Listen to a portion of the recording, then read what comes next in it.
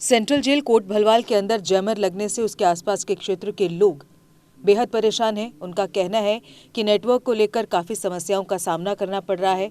वहां के लोगों का ये भी कहना है कि जब से जैमर लगा है तब से उसकी फ्रीक्वेंसी जेल के बाहर तक आ रही है, जिसकी वजह से पढ़ने वाले बच्चों, व्यापारी वर्ग सहित जो लोग डिजिटल काम करते हैं उनको कई समस्याओं का सामना करना पड़ रहा है। उनको इस जैमर की वजह से काफ़ी परेशानी आ रही है, जिसकी वजह से आसपास के लोगों ने कोट भलवाल सेंटर जेल के पास इकट्ठे होकर मीडिया के समक्ष अपनी समस्या को उजागर किया।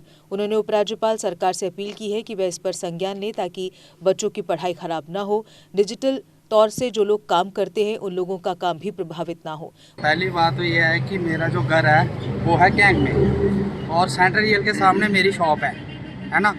तो 2 बेटे हैं मेरे छोटे छोटे, ठीक है। अब उनकी पढ़ाई का जो, चलो हमारा तो दुकान पे यहाँ तो नेटवर्क है ही नहीं, बिल्कुल नहीं है। मेरी शॉप बिल्कुल गेट के पास सामने है, वहाँ नेटवर्क बिल्कुल ही नहीं है, ठीक है ना। तो घर में बच्चे हैं, आज जो पढ़ाई है ना वो सारा सिस्टम पढ़ाई इसका नेट का ही है। नेट चलेगा तो पढ़ाई चलेगी, ठीक है।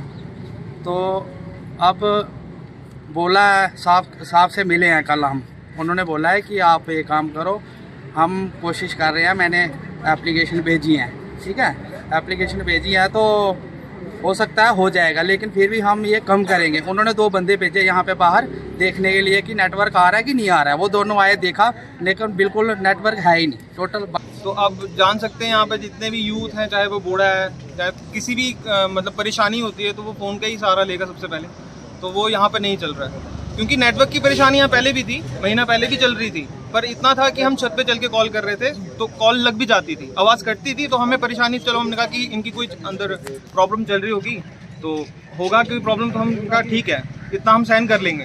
पर इन्होंने अब टोटली बंद कर दिया, ना कॉल्स लग रही हैं, ना नेट चल रहा है। तो इस पे सारा काम ही आजकल दुनिया का CDCP चल रहा है। तो यही नहीं चलेगा तो हम कैसे काम करेंगे। अब यहाँ पे कुछ देर पहले भी अंदर कंप्लेंट लेके गए थे, उन्होंने कहा हमने चिट्ठी भेजी है, कुछ टाइम लगेगा। वो टाइम होते भी महीना अप्रूवल लग जाएगा, तो हम क्या करेंगे तब तक।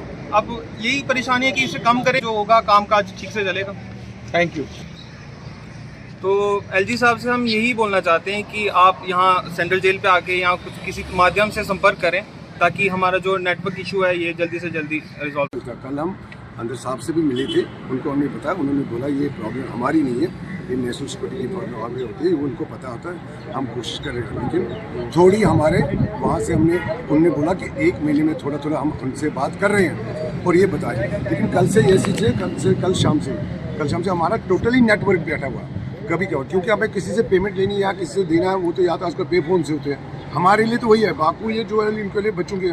दूसरी बात, हम कॉल ड्रॉप हो जाते, कोई नहीं लगता है इतना। इसलिए हम LG साहब से रिक्वेस्ट करते हैं, जो इनकी समस्या वो भी देखनी है, जो हमारी समस्या पब्लिक की है उनको भी साथ उनको देख के आप थोड़ा इसका कुछ समाधान। आज काफ़ी दिन हो गया, सभी मेरे गेट के पास आकर इकट्ठे हो जाती हैं, क्या लेडीज़ क्या जेंट्स, क्योंकि इन्होंने सभी ने मुझे बोला हुआ है कि हमारे बच्चों की पढ़ाई ख़राब हो रही है।